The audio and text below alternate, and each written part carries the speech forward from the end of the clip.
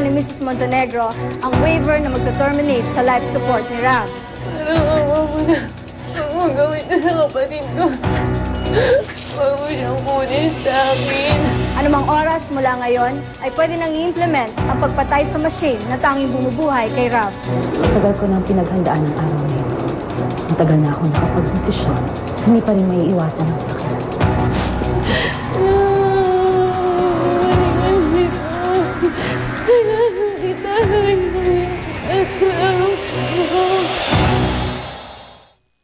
Paalam sa iyo, kapatid na pumanang. Napasapiling kanawa ng poong may kapal. Ang pagpapala ng Diyos ay paunin mo. Sa ngalan ng Ama, Alam niyo po, ng Anak, at ng Espiritu Santo. hinanap-hanap naman ho kayo ni Rav eh. Galit ho siya sa inyo. Pero, basang-basa ko ho siya. Alam ko naman ho na nangungulila lang siya sa isang ama. Hindi ko akalain na aabot dito. Dami kong pinagsisisihan. Sana hindi ko na siya iniwan nung bata pa siya. Sana hindi ko na siya kinasuhan. Eh, mabuti nga ho kayo. May pinagsisisihan pa.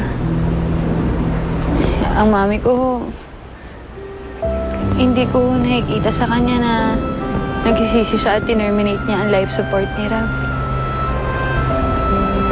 Maawa naman yung kapatid ko. Bata-bata pa.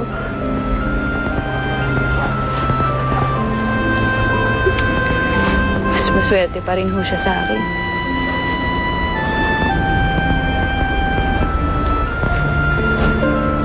Sabi ko na nga ba dito ka lang pupunta.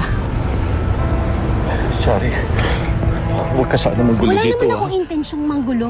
Gusto ko lang kausapin si Alvina. Shari. Anong Shari. pakiramdam, Alvina? Anong pakiramdam nang inililibing mo ang anak mo? Ganyan din ang naramdaman ko nang inagaw ni Rav sa akin ang anak ko. Pero totoo talaga ang karma, no? Sinong mag-aakala na ikaw naman ang tatayo ngayon dito?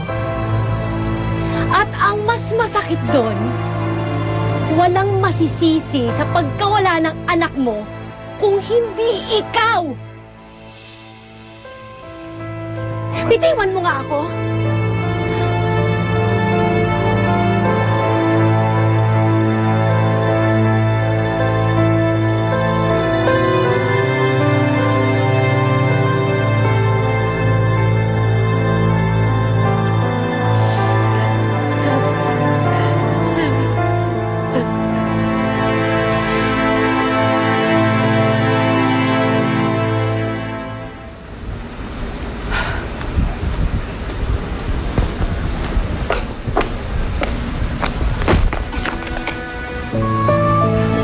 Lizzie,